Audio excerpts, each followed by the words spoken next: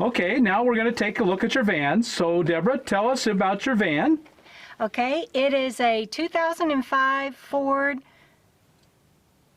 I don't remember anything else. E350. E350 cargo van. It was a working van for some company that had crazy security in it. So, I got it just plain, except for the flooring and these panels when I got it. That's all it had in it. Right. Okay, so show us how you've modified it to live in and be a very comfortable home. Well, thank you. And again, the community has helped me. There's nothing I've done here that I've done solo. It's all a community effort. Starting with this 2-pound tank that came from our late friend Fred. His brother let me have that, and another friend built out this kitchen, which you'll see on the inside. But this just makes it really easy to get this tank in and out and get it filled. So I'm thrilled with that. I wanted you to see, can you see the grids on the windows here? Uh-huh. Those came with the van. Again, they even had a safe at one point buckled down in here, so I'm not sure what they did. But they're still on the side doors, but when you come inside, you're going to get to see that we recently took them off of the windows in the back, and it just opened up the whole world. So that's kind of a before and after for you. And I left these panels in. They'll probably come out at some point one day to open this up, but not until I can afford curtains and things to separate that. But it allows me to hang my purse and my jacket and things here.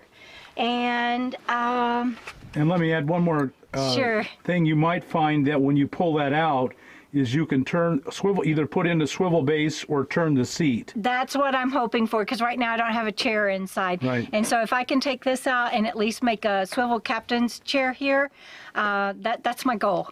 So everyone I know that did that says it's the best thing they did for their van. Well, I can't wait. I'm really looking forward to that. So maybe that'll be sometime in year 2. But in year 1, all of that you're fixing to see has happened, because I started off, as you well know, Bob, on the floor on a sleeping bag, and you're going to see now how it's been improved on the inside. And right here is where I keep my propane, and I keep my heater covered up with a black pillowcase, but this is just a Mr. Buddy heater. Can you see that? Yes. Okay. And the 20-pound propane tank is behind it. When I use the heater, it hangs up here. And so that's very convenient. But when I came to you in Flagstaff last year, I didn't have a heater. Do you remember that? I remember that very well. And you said, where's your heater? And I was like, I thought we traveled with the weather. And you're like, well, we do, but you're still going to need some form of heat. So that is from you with your help, and has had several reiterations, but it's just works lovely for me now. And we should say it's a Mr. Buddy portable heater. It is a Mr. Buddy portable heater, the medium size. I tried the smaller size, and it just wasn't enough heat for this Texas gal. So the medium works great, and it hangs up there on bungees beautifully. And so that takes care of that. And how about I go and sit on the bed and show you the rest, and you can come in. Let's do that. Okay. All right. Well, first of all, you can see, and I hope it's not affecting the video too much because I don't have my curtains up yet, but you can see how taking those bars off the window just opened that up dramatically. I love it, because I sit here and with my tablet and do my writing and email and Facebook and everything. So this is like my office and my bed, and that just opened up the whole world for me. All right, so this is a kitchen that a friend built for me, and I've got my groceries, and I normally have my pots and pans down there. I've pulled them out because I'm going to go through them, and I'm going to only keep a couple and give away the rest at RTR. But this works beautifully for me. You helped me get this stove last year. Do you remember that? I do, yeah. We had to go to 4 or 5 places, but you know, not only did you say, well, what are you going to do for heat? What are you going to do to cook? And so now I can at least have coffee and oatmeal and different things, and I just love this. I want to point this out because this was built by my son. He was Down syndrome, and this was the last thing he did in his shop class, and it was black, painted black, and they gave it to me, the teacher and his classmates, and my friend painted that for me. So my friend Linda in Goliad. So that's like my prized possession there. Okay, so this side is my everything. This is everything I own. And I actually had a small storage unit when I started out, but I went back to Texas in the spring and got rid of everything. So this is it. Toiletries, clothes, dog food, kitchen, some more clothes and pajamas, all my maps and everything. So that, other than what I have under the bed, is my earthly possessions, and I love it. It's so simple. This bedspread I got at a Goodwill, and it's perfect colors. And then from that, my friend Tracy went and got me materials for me to insulate the van. I literally started off with a sleeping bag on the floor, no insulation, no heater, no stove, none of this. She got me this beautiful Turan as a house blessing, and then got me all this material that a friend and I covered foam board and put up. And by foam board, you mean just styrofoam sheets? I don't know. I've always just known it as foam board, but you know. So Yeah, so 3/4 inch up here, I do know that much, and 1/2 inch on the sides. And I covered them in the material that Tracy sent me. I do really have the best friends in the world.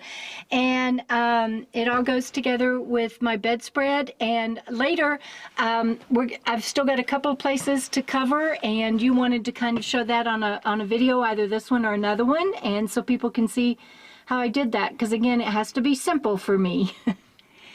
The only other thing I'll point out is that we have to re-glue, like where the van is bit, we have to re-glue a couple of places, and if that doesn't stick, we'll do decorative brads in the ribs to hold it up. Mm-hmm. So it's just mini pieces of styrofoam that you've covered in a very beautiful fabric and then glued up. Yes, spray glue to do the fabric, and then caulking glue to put it up to the ceilings and the walls. And I will tell you, before that, and this bed, by the way, is one that you built for me. Thank you. James and I. You and James, yes, in Sedona last year. Yes. You and James built this bed for me, and till then I was on the floor. So this is a lovely addition. But I was sleeping, and I went to sleep with my hand behind my head, and kind of propped up. And I literally have a scar from a blister now. So this insulation is not only beautiful. And where did the scar come from? The metal was so hot. It's so hot it burned you. I blistered. And it gave you a blister. Yes.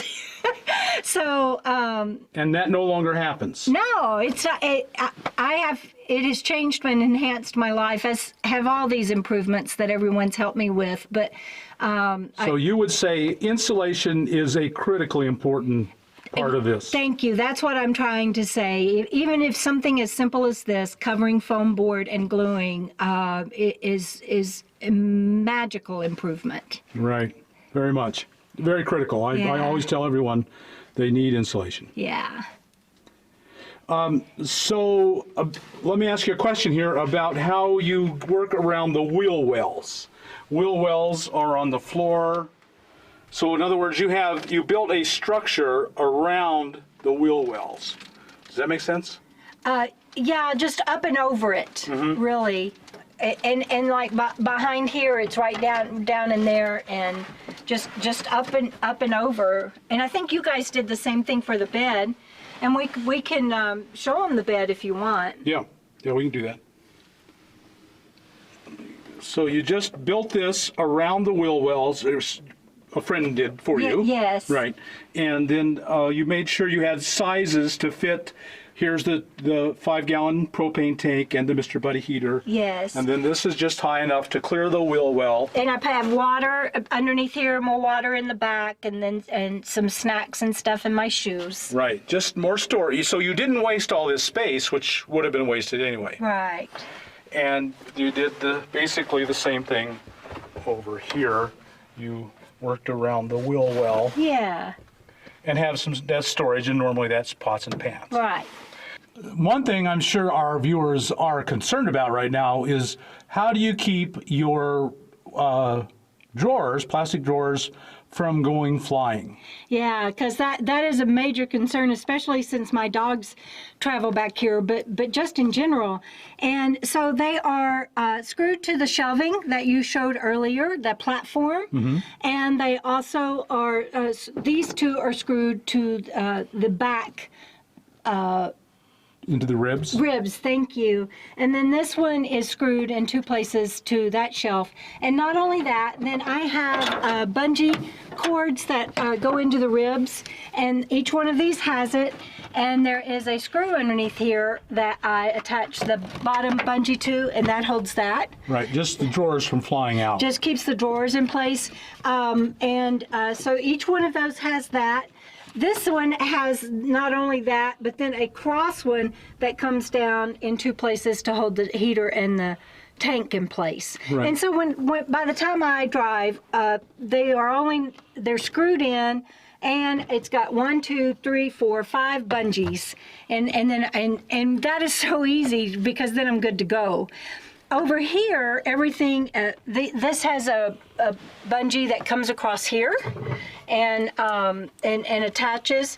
And then also, Robert, my friend, just recently screwed this to the countertop, so I don't have to bungee it down or it slide around or anything anymore. So it's real easy. I'm called the bungee queen for a reason. Yeah. I do everything by bungees, at least for now. One day these might get replaced with a cabinet, but for now, starting off in a duffel bag and a sleeping bag on the floor, this is a palace for me, and it's safe and secure. I remember so well when you first moved in, came to camp, and wow. Exactly. Remember the little black and white totes, and you're Yeah. like, "Are you going to keep those?" You were so tactful. I was like, maybe not. So we travel very safe and secure, and it's easy to get road ready and turn the key and move whenever I need to. Right. Let me add that this is, for all you viewers out there, these are some things that are just absolutely critical in a van. You have such limited space. Use vertical space. Yes. She's using it right to the ceiling. Yeah. Organization. Yeah. Everything has a drawer. You know where it is. You put it away. Yeah. As soon each drawer has its own thing, and sometime maybe I can show the different storage things I've learned over time. But the other thing is, these are heavy duty bins. They're not those that are real inexpensive at Walmart. These are heavy duty from Target, extra heavy duty, so they hold up a little bit better. Right.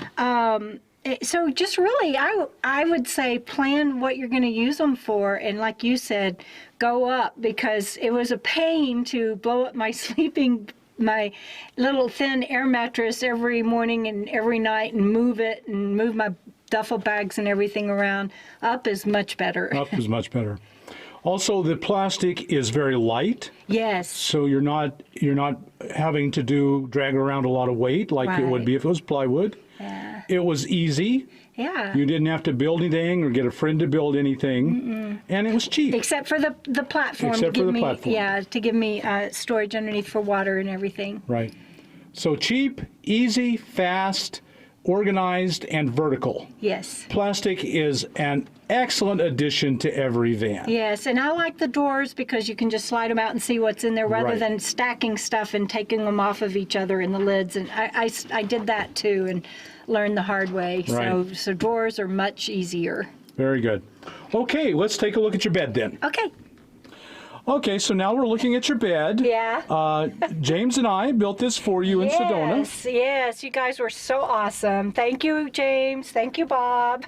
And it's just a simple plywood bed. We used plywood legs, and I won't try and show you how we built it from here, but it was really pretty basic. Let me go ahead and see if I can get a little bit of a shot under it. I don't think it's so. I think it's too dark.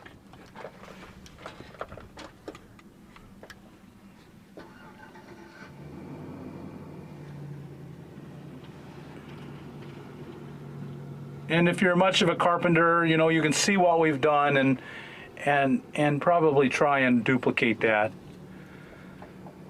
And we did it all for less than $40. You guys worked with me on my budget, and Kathy and Leslie were so happy that I was given a bed for $40. Of course, the labor was loved, but the material was less than $40. I remember that. Right, yeah, it was really cheap. And pretty easy. It took us an afternoon, a late afternoon to get it all done. Yeah. Okay, now tell us, one problem people run into is the mattress. What are you using for a mattress? Well, you can see, and that's why one reason why I went ahead and pulled my linens off. I started with that, and that is just not enough, the bottom one. And so then I got this top one, and so I just stacked them on top of each other. A lot of people go to IKEA or even get a twin or full mattress and cut it down, and I'm not able to do all that, and this works just beautifully for me. It's so comfortable. Sure beats the heck out of the floor. Yes. And so that's an IKEA mattress. No, I was saying though that I might upgrade to an IKEA mattress one day, but no, this is just I don't remember where I got it from. Most likely Walmart. Probably, yeah. That's yeah. And underneath I have more material to do my curtains one day that Tracy sent me. So that's probably what you're seeing under there. But it's really just two foam mattresses, one a little bit better than the other. right. And so it doesn't cost, you don't have any money invested probably in this mattress. No, I think 50 bucks probably or less. Yeah, it wasn't very much. I can guarantee you that. Right. It was probably all you could afford that month. Yeah. Right. So the big splurge for this month, let's buy a mattress. That's right. The thicker mattress, because that one right there, you lay sideways on your hip, and you feel that board pretty quickly. But I sleep like a bug in a rug now. Okay. And I see you have your house battery here. Yes. And how are you charging your house battery? Well, I have a solar panel and off of the solenoid. Okay. And actually we did a video of the install, and it'll be up very soon. I don't know if it'll be up before this video or not, but very soon that will be reposted to my YouTube channel. Yeah, and that was a gift from the RTR. You're so wonderful about allowing people to speak up for any needs they might have, or things that they need to buy, or even have that they want to give away or sell. And so I wanted to have a solenoid installed, and as people will see when you get that video up, that was a gift of guys pitching in and doing that for me, that came from the summer RTR. So we should give a big shout out to the great guys who took their whole day and installed your solenoid for you. Absolutely. Brian raised his hand at the summer RTR and said he'd help me out, and then Dan and Terry pitched in to help him out, and those three, like you said, took a day out of their lives and got my solenoid hooked up to my house battery for me. Great guys, really great guys. Yeah, Thank you guys. It's going to be a great video. And I should comment, this is an Optima deep cycle. It is. And a very good battery. Yes. And it's connected right now, running off of my 100-watt portable solar panel that I got from Will, who sold that to me just before the winter RTR. Right. So, yeah, the RTRs are awesome all the way around. Yes, absolutely. So let's take a quick look at your solar system. So this is, tell us about your system here. Well, this is the Renogy portable that you recommend, and I think Will actually got it through Amazon off of your website, but then he upgraded to rooftop panels, and so I was able to snag this from him, and it just works beautifully. I have to move it several times a day and chase the sun, and but now I will tell you that it comes with the controller on the back of it, which really limits as to when I can leave this out, because if it gets cloudy or something, I was having to pack it up. But Brian, who we mentioned that hooked up my solenoid, recently put my controller inside, and so now I can leave my solar panel out. I don't have to pack it up as often, and not only that, I can look and see exactly what my battery's doing, and if I need to turn things off, and I don't have to get out in the middle of the night with a flashlight and come out here and see it. So This is the portable Renogy 100-watt briefcase panel with the controller taken off and put inside. Right, and why don't we take a look at where he put it for you? Okay. Well, the wiring was kind of tight, so he ran it up the back here, and it sits right there. So I literally can punch 3 or 4 buttons and find out what my voltage is, what amps I'm using. Just keep an eye on my battery at all times. It's wonderful. Well, Deborah, thank you so much for sharing your life with us and your story. You're welcome. Thank you. I just know that our viewers are going to be inspired. I hope so.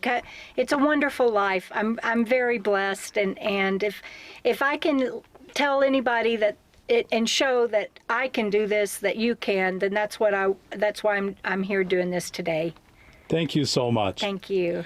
So everyone, there you have it, another happy, delighted van dweller. Yep. If she can do it with her limitations, anyone can do this. Absolutely. So thank you, Deborah. Thank you, Bob. And until next time, folks, be sure to subscribe to our channel and like us on YouTube, and we'll talk to you later.